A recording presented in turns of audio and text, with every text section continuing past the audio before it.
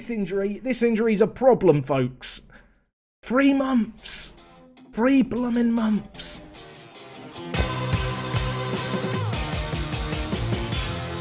What is going on, guys? Jack here, and welcome back to episode number 4 of our Manchester United Let's Play, and the second episode of the day. Yes, if you are someone who settles down in the evenings to watch me get angry at dots on a screen, you may have missed the earlier upload, and well, we had a like total that I set. You guys smashed it. Well done. You did it quicker than I wanted you to. You've ruined my day. I've had to rush around to get this video recorded. I've had to play through a month of Football Manager very quickly, which, let's be honest, when the game is as good as the beta is, you know, not really much of a punishment. What is a punishment, though, is Mason Greenwood, and the fact that he is just being really, really annoying. He wants a new contract. And I offered him one, and then he wanted a load of money, and I said absolutely not. So I triggered a contract extension. I thought that was going to be the end of that. That was the start of November. He came to me a week ago and said, I still want that new contract. I'm sat there thinking, Mason, you've got 4 years left on your deal. I've just triggered an extension on it for an extra year. You're on a really low wage, yes, but we've tried to negotiate. You want too much money. So I went back to the drawing board with him for a second time to try and get a new contract sorted. And he only went and bloody cried. Look at him, disappointed that contract talks are broken down. Me too, mate. Me too. But you were asking for £90,000. And yes, you've got 4 goals in the Premier League. Yes, you're quite good in Football Manager. But you're turning into Bertie Big Balls. And you know what? You are Timmy Tiny.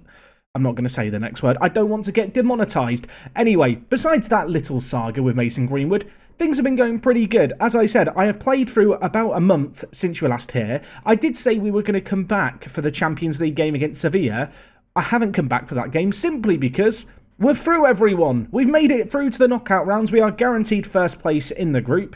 And that game against Sevilla, the business was already done, so we were able just to play a fully rotated team, which was pretty nice. Anyway, we'll talk more about that game in a second. Of course, last episode we beat Arsenal. It was a good result. It wasn't the most convincing of results, despite the 3-0 scoreline. They had chances. On another day, I felt like we could have been punished. But going into the next kind of month, I was pretty optimistic. And I feel like when you look at the results that we've had, I was right to feel optimistic. We started things off with a win against Salzburg, 1-0 in this one. It was Mason Greenwood with it. I think this match was where he decided he needed a new contract. He scored the match winner, the only goal of the game, breaking through with pace. And well then, we took on Fulham, who I do feel a little bit sorry for because we'd already played them once in the league and beaten them 3-0. We played them again, beat them 6-1. I'm not going to show the highlights because we would be here till the cows come home. But good to see Paul Pogba get on the score sheet. He was a little absent, I feel like, for the first month of my reign in charge, but he's starting to get more and more involved in the play. You can see 4 goals, 6 assists. Not a bad little contribution across 10 games for him. He's looked really, really good. I feel like I've not shone a light on Pogba throughout this whole kind of series so far, which, considering he is the second highest earner at the club, is a little bit mad. You can see here, though, his average ratings both at club and international level have been superb. A few of you guys did ask, about possibly playing him in the defensive deep line playmaker role. I just feel like when you've got physicals like Pogba has, you want him to get up the field. And as a Mazzala, he's definitely done that. And he's been really involved in the play. Has he justified £300,000 a week? I'm not entirely sure. I mean, so far he's not touted himself to other clubs. He's not tried to force a move, but I am a little bit nervous of the fact he's got a preference to play for Real Madrid, and, well, he's only got a year left on his current contract. That feels like a storm on the horizon that we need to prepare for, but he did well in this game against Fulham, and he did well in the next set of games as well. Anyway, we took on Lokomotiv Moscow. We won this one 2-1. This was our 3rd Champions League game. I wasn't expecting too much resistance as we travelled over to Russia, and in this game Cavani got a goal, which was great to see, and Brandon Williams then also with a goal. Great to see him get it. Brought him in at left back, as you might be able to tell from this 2 slightly left field goal scorers. Bit of a rotated team for this one. Unfortunately, we did lose the clean sheet, but the job was already done. A 2-1 win, whilst not the most glamorous of results, it was a win, it was 3 points. And at that point, I was feeling pretty good about our Champions League campaign. We then beat Brighton 4-0 in the league. Good result there. Greenwood, Pogba, Fernandes, and also Rashford with the goals in that one. And then we took on Leeds. Leeds United, a bitter rival of Manchester United. A game that I feel like when we play them later on in the season, I'm going to want to do. That is at the start of February. Get that one in your diaries. But in this game here, wow, what a crazy result. They were 1-0 up in this game. Bamford with it. I'm not a big fan of Patrick Bamford. I think that's because I've not got him in my fantasy football team in real life. He scored in this game to make it 1-0. We were 1-0 down, and going into the last 20 or so minutes, Marcus Edwards, my knight in shining armour, was summoned and put on the pitch, and he came up with 2 huge goals for us. The first in the 79th minute, the second in the 88th minute. 2 goals scored for him playing out on that left-hand side. And from 1-0 down to 2-1 up, great little comeback, great little win. And that gave us some momentum into the next couple of games where we beat Lokomotiv Moscow to secure a Champions League knockout stage spot with a 4-0 win. And then poor old Crystal Palace were our victims once more. Have we played Crystal Palace twice as well? Yes, of course we have. We played them at the start of the year. I feel like we've played a lot of easier teams this season. The fact that we've played Crystal Palace twice and Fulham twice in our first 10 league games is a little bit mad when you think about it. I kind of look on the horizon and, well, the end of this month we've got Chelsea, and then we've got also Tottenham, Liverpool, you know, a few tricky games in the next month. But in this run of games here, we got wins that you expect us to get all the way until the game against Sevilla, where we drew 1-1. Yeah, the first goal in this game was weird. Cavani, he did like a sit-up goal. He was kind of getting up and the ball smashed him in the face and went in. I thought that was going to be the game over there in the 64th minute. I felt like we'd played quite well, but Rakitic chipped in with a goal. They carved us open. Not many teams do that. Sevilla did in this game, and ultimately, it's the first game we've not won there's been a competitive match all season. I have to add that caveat because we did lose to Ajax in pre-season 1-0. But of course, we were playing a rotated game for that match against Sevilla. It wasn't too much of a distraction, really, from everything else going on. It was a fully rotated team. Twanzembe played, Lindelof, Shaw. You get the idea. I mean, Luke Shaw was playing centre-back. Make of that what you will, Manchester United fans. I don't know why I address Manchester United fans individually. I feel like it's because I feel like as a Liverpool fan managing Manchester United, a lot of you are looking at me with judgmental gazes, and I feel the pressure. I feel like I have to acknowledge the stuff that you might not agree with me doing that I am doing. Anyway, the good news is, on the pitch, obviously in the league, we are unbeaten after 10 games. As I talked about, the fixture distribution is a little bit weird in the first season. We've already played Fulham twice, and we've already played Crystal Palace twice. I feel like there are challenging games on the horizon. I feel like I have to acknowledge the fact Everton are bottom of the league on 6 points. That's a little bit mad, Football Manager. Elsewhere, West Ham going very strong, as are Leeds and Brighton, which is perhaps a little bit surprising. You can see, in terms of us at the top of the table, Liverpool the closest team to us. If we win our later game this weekend, today against Leicester, we will go 8 points clear of them, and, well, even further clear of Man City and Chelsea in 3rd and 4th. There is a fierce battle going on for the top 4 spots behind us. Right now, we're a little bit in a league of our own, but I do feel like there are going to be tricky games coming up. And to be honest, this Leicester game is one such match. They have got a couple of games in hand. They've done okay to start the season, Leicester. They're a pretty decent team, and we're going to need to be at our best. You can just see here, looking at the player stats, Rashford has 9 goals, Edwards has 7. Top average ratings at Edwards and Fernandes. And while speaking of Bruno Fernandes, 7 goals, not 7 goals, 7 assists. I wish it was 7 goals. 7 assists as a centre-attacking mid. Having come from FM20, where centre-attacking mids are just absolutely useless, as useful as a chocolate fire guard, really, it's just incredible to see centre-attacking mid to get good average ratings, and they're actually involved in the build-up play. Bruno's loving it, and I'm absolutely loving it too. He has been absolutely top draw so far for us. And, well, just looking at the team as a whole, the great news is, besides Cavani, who did pick up a little injury in our most recent game, we've got a clean bill of health today, which is great to see. Lots of green in the condition area and also the match sharpness. Donny, of course, coming back from injury, been very slowly edging him back into the first team. He got 3 goals in 4 Premier League games to start the season, hoping that he's going to come back and kind of continue with that momentum that he had previously. You'll also notice that to start today's match, I've already done the first bit of the tactical briefing, so we join us here for our confirmation of team selection. Of course, this year in Football Manager, the whole match pipeline, kind of going into a match and all the stuff around it has changed. I feel like it threw me off a little bit in the first few videos, so I've got to this point here where I'm kind of making my final calls going into the game.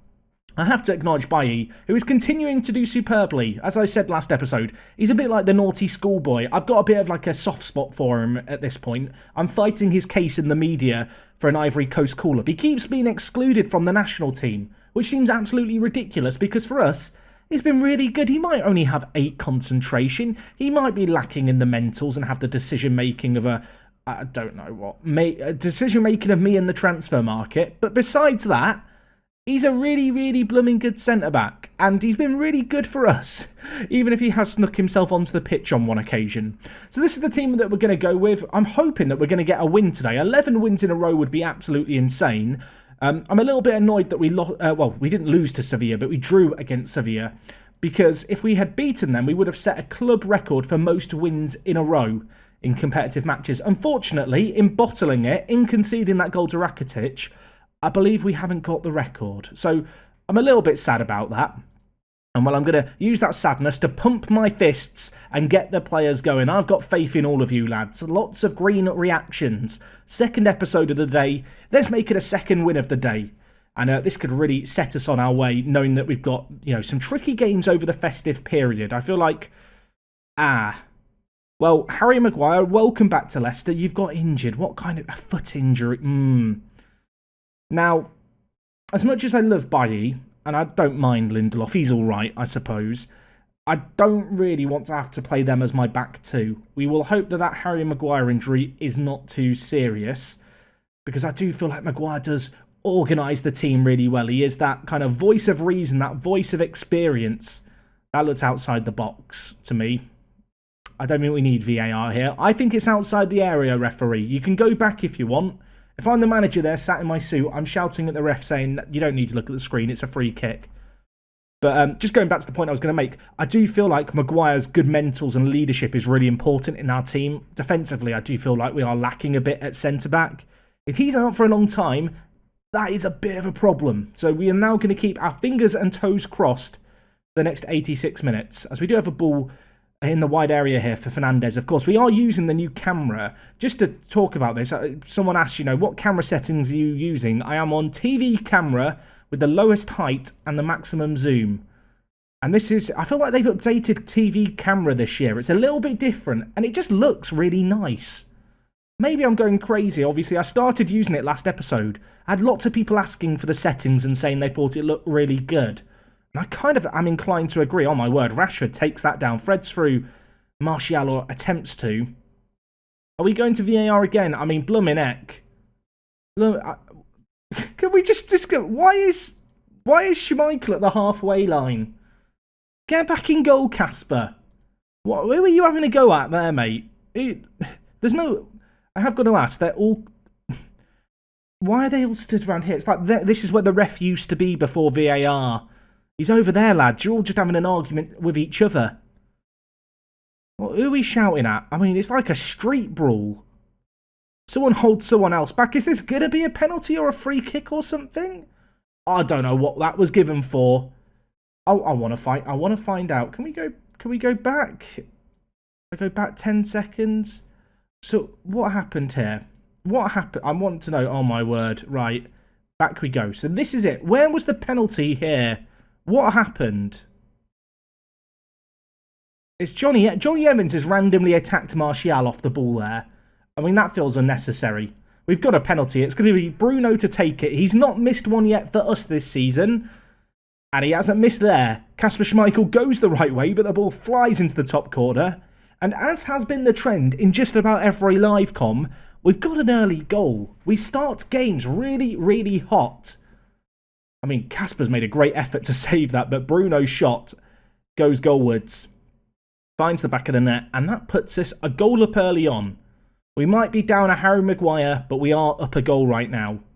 Looking at it here, you can see they've got a lot of men back, it looks like. As on my word, flying tackles going in. Leicester look feisty today, up for this game for sure. Rashford, loads of space on this near side. Is that James Justin he's running at? I think it is. He skips inside him, skips past his man, Marcus Rashford. Marcus Rashford, what an insane goal that is. I love the fact the commentator says great play by Bruno Fernandes to assist it. Just completely ignores the fact that Rashford has picked this up with all kinds of work to do. Was it James Justin at right back? No, it's Ricardo Pereira. Turns him inside and outside and then just smashes it in. Keeper's view was kind of obscured by the player there. I'm not sure who it was in the middle. And while we're 2 goals up, we look really good. And this feels oddly familiar. Obviously, Leicester a couple of games in hand, but very much a mid-table team right now. Whilst they wouldn't go into this game expecting to get a result, I feel like they would be a little hopeful here, to get something from the game in order to really, rubber stamp their European chase. But we've looked really, really good. The goals have been really nice. Obviously, the penalty less so, but that Rashford goal just was really nice to watch. Anyway, Tielemans to Albrighton, who launches it forward. That is ambitious. Where are you going, De Gea? Where are you going? I always get a little nervous with goalkeepers in Football Manager. I feel like they've been significantly less error-prone in that kind of situation for a number of years. But I do get FM13 flashbacks from time to time. Anyway, Perez just runs into all kinds of problems, and now Donny van de Beek is going to spread it out. We are knocking the ball around nicely here. Tellez on the overlap. What can he do, the complete wing-back? He dinks it in. Martial's there on the volley. What a lovely, lovely goal. I feel like Alex Tellez does not get enough credit. We do have the instruction, looks for overlap, just on the left-hand side, just for him. And we will look to hold up the play from time to time in order to let him get forward. Didn't really need to hold it up this time because he was so far up the field. He whips it in. Martial on the volley. Keeper has no chance. 3-0 up after 30 minutes. Goal number 10 for Martial too. And well, if the draw against Sevilla was a setback, it hasn't set us back today. We have bounced back with a really good performance so far in this game. XG-wise, Leicester nowhere to be seen. They have not created anything in this game. Martial looks like he's picked up a knock. You know what? Bring on Greenwood for Martial. Let's not take a risk here. If Harry Maguire is going to be out for a long time of injury, I want to protect everyone else. Obviously, you can see here, looking at the XG, whenever you have a penalty, it spikes up really high. You can almost tell when you've scored a penalty from the spike. But that set us on our merry way. And well, boys, I'm very pleased. Look at them. They're all delighted. Martial looks confident, even if he's not on the pitch. Harry Maguire just looks composed. Oh, Harry, I hope you're okay, mate. I wish there was an option for me to ask him how he's doing at half-time. I just wanted to check in on him and make sure he's doing okay. Let him know that I care. We have been very, very good in this match. I want to make changes, but because we've already had to take off 2 players with injuries, I've not got the options. Ball played forward by Schmeichel. I thought we were going to win it back and counter, but instead, Leicester with the ball, building at the back, knocking the ball around quite nicely here. Albrighton with it now. Jamie Vardy, been very quiet so far in this game. It's like I'm inviting him to score. Ayoze Perez lays it off to Albrighton. It's cleared away by Wan-Bissaka. Straight to Johnny Evans, who gave away that penalty, of course, and while Vardy threaded through here, is he going to finish this one? Of course he is. Jamie Vardy. Goal number 6. And even when a goal is scored against me, I don't even feel mad in this year's Football Manager. I just enjoy watching it. So many different goals being scored and so many different finishes. I feel like in FM20, attackers always kind of hit the ball at the same pace into the back of the net in the same way. Vardy here, tucking it in at the far post. De Gea couldn't get there. I don't know why he's doing the whole hands on the ear celebration there, because you're 3-1 down, mate. He wasn't offside either. We've played him on there. I think it was at left back Tellez. Sancho's got a knock now. Not like this. Is that throw-in gone in? Apparently so. Oh, if Jaden's injured as well, I mean, we might need to get our own little hospital set up at Old Trafford at this rate. Anyway, Bruno to Rashford. Is Sancho coming on off the bench? It doesn't look like it. Rashford is crunched there. I mean, if they score another and make it 3-2, squeaky bum time. We are still early on in the second half, and we've used, well, 2 of our 3 subs. I may even need to use another, depending on what the Sancho injury is. Well, Leicester knocking the ball round so nicely here. It's through to Vardy again. Great touchdown by him. Can he finish it on this occasion? He can't. And Bailly's there to loft the ball clear, just lumps it out the box. Only a couple minutes later, they're on the attack again. There is a bit of a momentum shift here. I'm going to get a bit shouty. We will shout, demand more. I have no idea if it's as effective this year as it was in FM20, but it's kind of one of those things where it's now just a reflex. Just in day-to-day life, if something isn't quite going to plan, I just start shouting, demand more. Ball whipped in here. Oh my word, what a ball in. Sancho heads wide. I'm going to take off Sancho, I think. It feels like an unnecessary risk. He wants to stay on, but his injury's affecting him. You know what? Marcus Edwards. Come on down. Come on. He's quite good as that Marcus Edwards kid. I'm actually going to shuffle our front three. right now we're playing Greenwood up top. I'm going to play Rashford up front, Edwards on the left. Edwards' best performances this year have come as a left forward. Rashford can do a job down the middle. And it also allows Greenwood to play out on the wing on his right foot, of course. Worth noting that Edwards is left-footed, which sometimes I feel like limits his ability to play out on the right-hand side as a straight swap for Sancho. Anyway, we were comfortably up in this game, and kind of this second half they've got a goal and it slowed us a little. We are having the occasional chance, but Leicester themselves have perhaps looked like the better team, dare I say, in this second half, having some really good opportunities. Going to tell Bailly just to mark Vardy a little more tightly for the last 12 minutes here. Still a 2-goal cushion, only 10 minutes left. We've looked the better team throughout.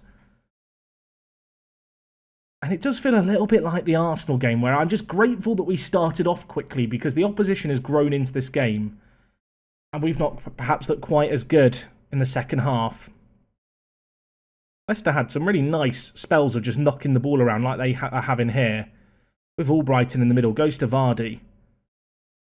Iheanacho is on the overlap. The former Man City man not going to get there. Wan-Bissaka reads it and then, well, tries to pick out a pass. It was a bit of an ambitious ball forward, but he's there to make amends, Wan-Bissaka. He's lost the ball once. He wants to win it back again. He's now giving it away again. You are far too charitable, Wan-Bissaka. Stop giving them the ball. Now he's out of position. Iheanacho could be through here. Breaking away, tucks it towards the bottom corner and fluffs his lines on his weaker left foot, puts it wide of the mark. De Gea breathes a sigh of relief. Wan-Bissaka is a lucky boy. That could have made it even more, I guess, squeaky bum time going into the last few minutes. But with that chance squandered, time is now simply trickling away. And ultimately, it hasn't been the most convincing performance across the 90 minutes, but we started off hot. We started off well. Thank you, Johnny Evans, for the set piece. I'm very pleased, boys. Now I cast an eye towards the injuries and hope they're not so serious. This is how the league table looks right now. We are running away with things at the top of the table. As I said earlier, we've already played Burnley twice. We've already played Crystal Palace twice. There's lots of teams towards the top of the table I've still got to play, so I can't really afford to get too carried away just yet, and well, things are about to get worse. Harry Maguire has broken his ankle. I mean, I guess we'll send him to a specialist. Jadon Sancho's out for 4 to 6 days. The Sancho injury is not nice, but I can deal with it. This injury's a problem, folks. 3 months. 3 blooming months. I mean, he might be back for the knockout stages of the Champions League, maybe, but it does mean that Bailly and also Lindelof are going to be our first choice centre backs. I don't love it. I don't love that. I mean, if we just compare Bailly, I guess, to Maguire, you can see here a straight comparison. Yeah, Maguire's just a better player. Not quite as athletic, perhaps, but just a better defender all round. You may have caught wind, actually, here. This is kind of funny. You may have caught wind of the fact that when I clicked on comparison, there's a few fairly high-profile centre-backs around. Might have been eyeing up a centre-back for January or the end of the season, kind of thinking longer term very recently. My scouts came to me suggesting Skriniar as a good little addition. I'm inclined to agree. I might need to go and spend some money in the transfer window in order to get some kind of centre-back, because I'm going to be honest, that injury causes me some really big problems, and I think we're going to struggle without Maguire, if I'm being completely honest. Anyway, if we just look at the upcoming games, obviously we've navigated our way through a tricky Leicester game, but looking on the horizon, we have the Carabao Cup quarter-final. It's against Grimsby Town in League 2. So as much as a cup quarter-final might sound like a super exciting fixture, I don't think that one's going to be that. What I think we'll do is we'll come back for maybe a double header of Chelsea and Everton. I'm yet to give you guys a double header with this series. I think those could be 2 pretty big games. Of course, Everton, a team with a lot of interest in them in real life because of all the signings they've made. In this save game, they are doing absolutely awful. And Chelsea themselves, competing for a Champions League spot, are going to have a bit of a point to prove. And you can just see, looking at this fixture schedule, there's a lot of games. There's a lot of games without Harry Maguire, and I am nervous. Right, I'm going to go and lay down and cry. Get this video up for you, of course, as I mentioned at the top. Thank you for your support on the first episode of the day. Really did appreciate the love and support, guys. It was a little bit nutty. I didn't expect us to hit 1,500 likes quite so quickly. At the time of recording, you're about 100 away, so you've probably hit it by now and are already angrily shouting at me in the comments. So it's coming. I can't rush this video out. It'll be out when it's out. I don't know why I'm telling you this. You've got to the end of this video now, so you know that it's out. This is getting very meta. I think the Harry Maguire injury is just playing tricks on my mind. You know what? As I said, I'm going to go cry. I'll see you guys soon. Take care. Thank you for your support today. We'll be back again tomorrow. It is me, Jack, and I'll talk to you guys in a bit. I'm out.